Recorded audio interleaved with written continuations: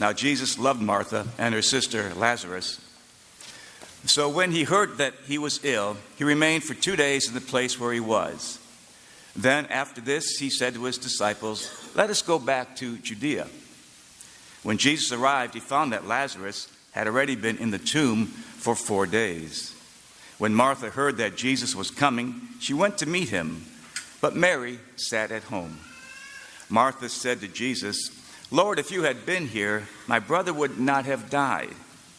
But even now I know that whatever you ask of God, God will give you." Jesus said to her, "Your brother will rise." Martha said, "I know he will rise in the resurrection on the last day." Jesus told her, "I am the resurrection and the life. Whoever believes in me, even if he dies, will live. And everyone who lives and believes in me will never die. Do you believe this?" She said to him, "Yes, Lord. I have come to believe that you are the Christ, the Son of God, the one who's coming into the world." He became perturbed and deeply troubled and said, "Where have you laid him?"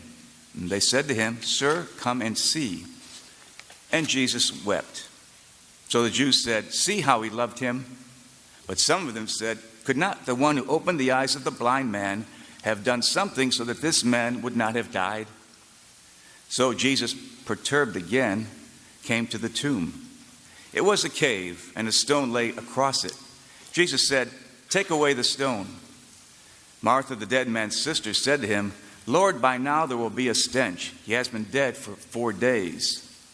Jesus said to her, "Did I not tell you that if you believe, you will see the glory of God?"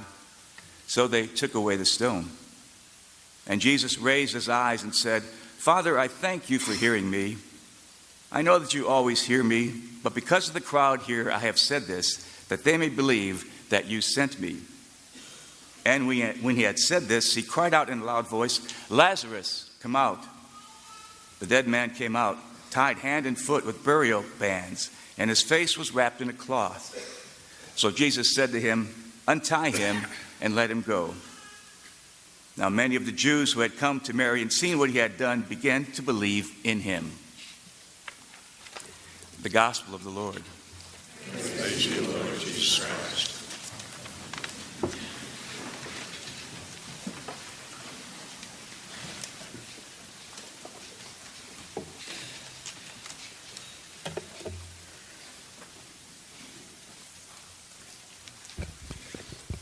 One of the things I can remember from the courses I took in homiletics and preaching was the point that was taught to us over and over. It said that a good homily has to have a good beginning and a good ending, and the two should be close together. As you get older, you forget these things. Today we enter the season of Passiontide. For the next 2 weeks, our readings are going to focus on suffering and death. Kind of like the weather we've been having. It's gorgeous, but get ready. It's about to rain. Today we hear the story of the raising of Lazarus. Next week is Palm Sunday. And we'll enter into that Holy Week focusing on the suffering, death, and resurrection of Christ. I encourage you to pick up a bulletin as you go out today, because our Holy Week schedule is found inside of there. But today we hear the story of the raising of Lazarus. John is the only one to tell the story. Matthew, Mark, and Luke tell the story of the daughter of Jairus being raised from the dead. And Luke tells the story of a widow's son who was brought back to life. Only John tells the story of Lazarus being raised. But John does not tell the story of Gethsemane.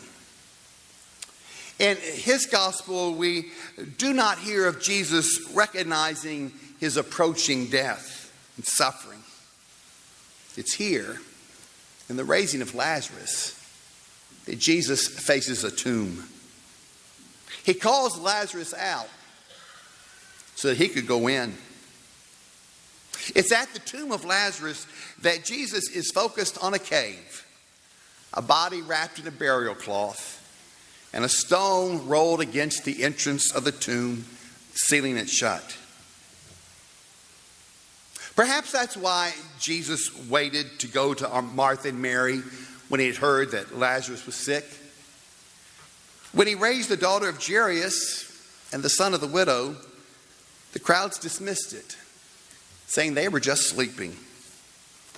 But by allowing Lazarus to lie in the tomb for 4 days, it's clear, and there could be no mistake, that Jesus was addressing death itself. When Jesus receives the news that Lazarus is ill, he responds by saying, this illness is not to end in death, but it is for the glory of God, that the Son of God may be glorified through it. Indeed, in raising Lazarus, we will be able to witness God's abundant care, his call to new life, and his promise of life after death. Yet the raising would also lead to the glory of Jesus, which is the glory of the cross. When Lazarus is raised, so too is the paranoia of those who oppose Jesus' claim to be the Son of God. The raising of Lazarus rouses the crowd and will lead to Jesus' downfall. This is the 7th sign given in John's gospel, and it is the last of the signs. It is the one that will take him to the cross, to what John calls the victory, the fulfillment of the Father's will, the proof of God's triumph over death.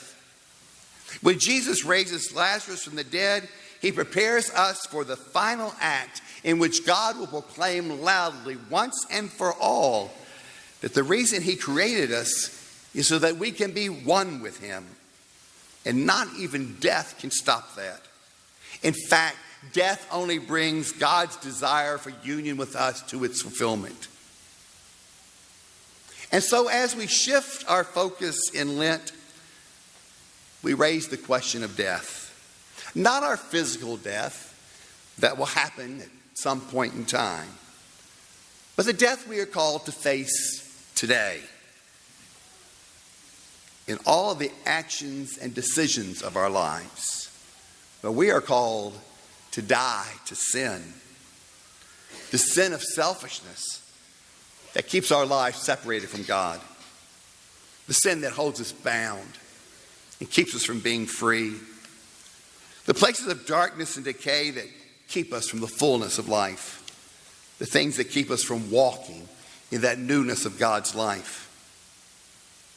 And I invite you, if you've not already done so, to mark your calendar for this Thursday at 7, when we will celebrate our parish penance service. There'll be a number of priests here. Surely one you've never met and you'll never see again. But this penance service gives us as a community the opportunity to name the sin of our lives, to look into the tombs where we are held bound, and to hear the voice of God saying, untie them. Let them go free. In the sacrament of reconciliation, we experience the glory of God's abundance. We receive the grace of his compassion. We answer his call, his invitation to new and more abundant life. The sacrament of reconciliation gives us the opportunity to pause and to reflect on the depths of our lives, those dark places of our lives, and then to look at where we are going and what we're going to do to get there. I also remind you that beginning at midnight on Tuesday, the Blessed Sacrament will be reserved here on our altar. Time and space are set aside so that we can come and spend time with God and open our lives to his invitation to union with him. The Blessed Sacrament will be here for 40 hours. And there's a link in the bulletin that gives you an opportunity to commit to being here for an hour. But know that from midnight until 7 on Thursday, the door is open and the welcome mat is out, whether it be for an hour or for 10 minutes. We have the invitation to stop at some point and just spend some quiet time with our Lord. And so we started this Lenten season with ashes being placed on our forehead, the reminder that we are dust, and to dust we shall return. The reminder that we are headed someplace else and that this is not home. God has something more in store for us. And for these past 5 weeks, we have attuned our ears to hear God's will for our lives. And now as we approach Lent's end, we have this opportunity to celebrate the sacrament and to sit and spend time alone with our God. Like a good homily, this will provide a great ending to what was a marvelous beginning.